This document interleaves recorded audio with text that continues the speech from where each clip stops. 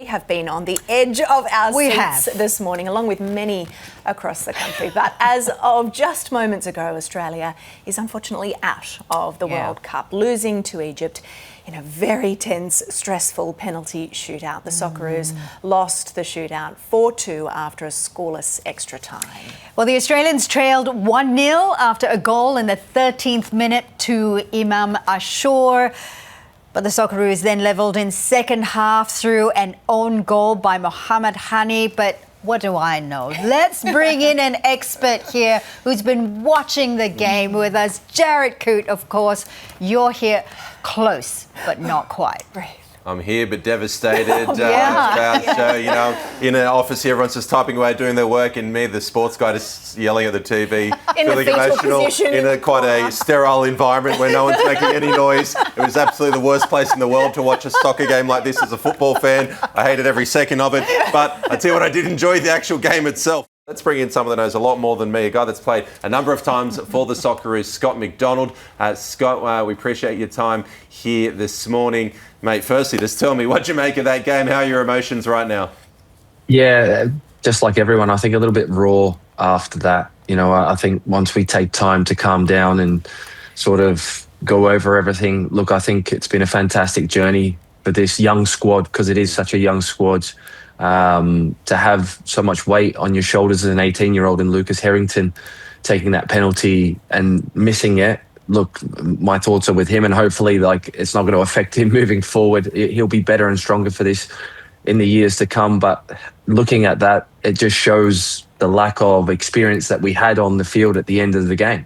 You know, if you look at the other penalty takers that weren't there, or didn't take ones, they were all young players like Ocon, Chikati, Truen, you know, so where was everyone saying, well, we should have had more experienced players, not centre-backs, taking the penalties. But I think the only other one, Hrustic, would have took number 5. So, yeah, it's just one of those things, and penalty shootouts can be potluck. And, yeah, it was really interesting to see Matt Ryan, who's not obviously featured the whole tournament, captain of the Socceroos, come on. It didn't quite work out the way we would have liked, but you know, overall it's been a fantastic journey. Like I said, like you mentioned there, we probably should have went for it a little bit more, but legs are getting tired in that game as well in the extra time. Were you happy with the decision to bring Matty Ryan in? I know it's easy to say in hindsight, but do you think it was the right decision? Look, it's hard to say either way. You know, the manager makes these calls, and he would have been well prepped before the game. You would imagine that this was going to, if they went to penalties, this was going to happen. I'm sure Beach would have known as well, and they would have done their preparation, went through the penalty takers, so on and so forth. But sometimes it just doesn't work out that way. But obviously, if you're Patrick Beach as well, you've made a world-class save in a game. It's like if you score a goal as a striker, you're confident. An interesting call, but not one that, you know, I'm going to sort of go over and sort of, you know, criticise the management for, because it's one of those that they've prepped for, and it just didn't work out. Were you happy with how the Socceroos actually played on the field during the game itself? It seemed like we really had a bit more possession, and we did have double the amount of chances that the Egyptian side had throughout the game itself, albeit not always the clearest cut chances. Yeah, look, I think in terms of the possession and how we played, particularly early on in the second half, being a goal down, we see Valpado's strike early on. That was a great start, but from there, you know, this was the second phase goal. We just weren't awake to it. And it took us a while to get going after that. I was a bit worried for the next 5-10 minutes. We tried to chase a little bit and got caught out, but managed to get through that, calm down. Popper got a minute half time, and then we come out really, really well. And finally, a set piece of quality, which has been lacking the whole tournament for us, and something we're a huge threat at. Yeah, we didn't get on the end of it, an own goal in the end, but well deserved with the delivery itself. But look, unfortunately in this tournament, we haven't really been a huge threat going forward in terms of the style that we've set up in. It's worked. We've got this far. And we're really unlucky not to go through to the next phase. Let's get that right. But in the end, going forward, Tony Popovich will be our head coach. You know, for me and for others, I think we'd like to see a little bit of a change in our system and how we're going to play from here on in. We've got such a young squad.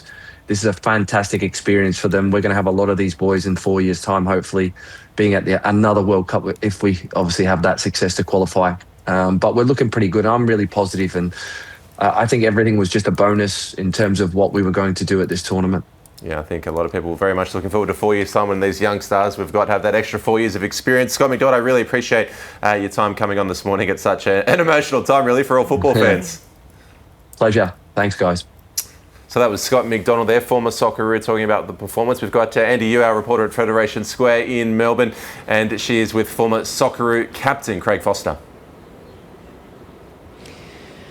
Thanks, guys. Well, that was just an absolutely nail-biting finish and just didn't go our way in the end. What are your immediate thoughts, Craig? Well, it's obviously devastating for all the fans and for, everyone who was enjoying the tournament so much. This team did a lot of really great stuff. Today was a tough game. You have to give credit to Egypt as well. They controlled a lot of that game. We kept Mo Salah quiet for the majority of it, but late in the game they took a lot of control, and in added time, in extra time, we were in a bit of trouble there and we couldn't quite get control again. So we were just hanging on. Patrick Beach's save, late in extra time was, one of the great saves from a Socceroos keeper. That shows how dominant they were at that time. And then, it comes down to penalties. You always thought that was possible because we were very evenly matched with Egypt. There was always going to be really, really tight margins.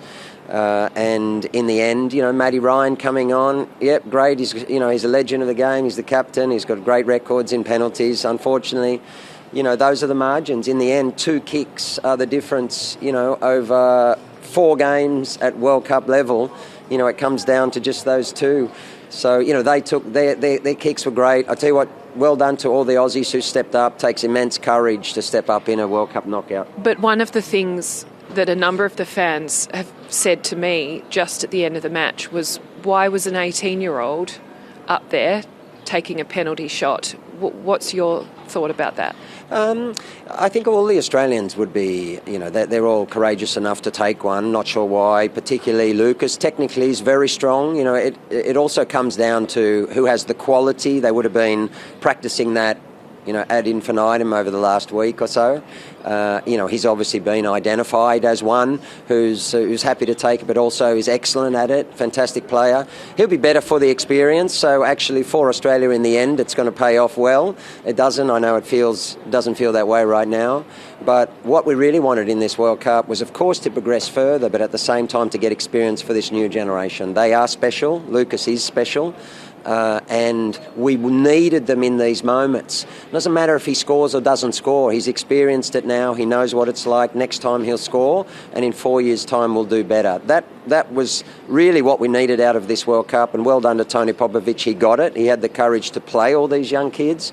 I love the fact that an 18-year-old Aussie is prepared to step up and take a penalty in a World Cup round of 32. I think that's very Australian. Well done to him. And for Harry Souttar was immense today. This just shows, the game of football, it can be so cruel. Harry Souttar is one of the best players on the park. I mean, he was unbelievable for us. He was, it was like an octopus. He had 8 legs out there. He was just clearing everything. Every time they had a crossing, Harry Souttar was on it. We were cheering them here, saying this is an unbelievable, especially in extra time, unbelievable performance from him. But that's football. He can step up. He's had the game of his life, and you can still miss a penalty. They are the tiny margins when it comes to knockouts. The key for us is to process this.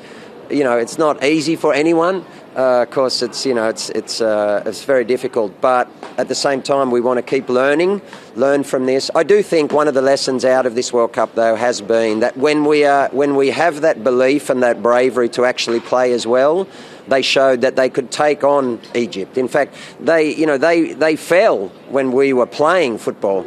And we had, for a period of that game, we played fantastic stuff in the second 45. And so when they, I think sometimes we can show too much respect, and it's okay to be underdogs. Okay, that's fine. But at the same time, Australia's got to be able to say, it doesn't matter who we're against, we can play football now as well. And when we did that, in those periods of the game, we looked fantastic. And and they went down, they're hitting long balls, we're cleaning them up. I think we need more of that in future, but they're the lessons that come out of being there constantly, getting back there. Unfortunately, you have to fail to succeed, and this is another one of those really harsh lessons. And Craig, just to wrap up, you're already talking about the future. You're talking about maybe this is a building phase. You're thinking about 4 years from now already. Is that correct? This World Cup to me was always about building anyway, but this group had the capability to go further. I mean, you can see how close they were to getting round of 16, but at the same time, this generation is very special. And we're starting to get players that are back at the level we had in the past. And, of course, we want to get better than that. And, therefore, in my view, they needed to be given time. When you give young players time, you don't know what the results are going to be. But for me, we had to get results here, but also build for the next 4 years. And, in fact, we're building for the next 8 and 12. So the fact that Tony Popovic has played Ocon Engsler, who played fantastic when he came on. I thought he could have come on earlier, actually. We're struggling a little bit in midfield. Nestory, Geordie Boss, let's hope that his injury is okay. You know, we don't want him getting anything serious, but of course when he went off, that was not great for Australia. And then for Lucas Harrington, who's absolutely fantastic player, and Christian Volpato, who was our best player until he went off. I thought, you know, we went down a little bit once he wasn't on the field. You know, this generation, this was also about giving them time in the World Cup, you know, and with young players, giving them an experience can be harsh experience, but ultimately it pays off. So yes, it's difficult today, but I can see green shoots here of a team that's going to go well beyond what we've ever done in the past. That's a great place to leave it, because I know there's other media here that want to talk to you. Green shoots and investment for the future.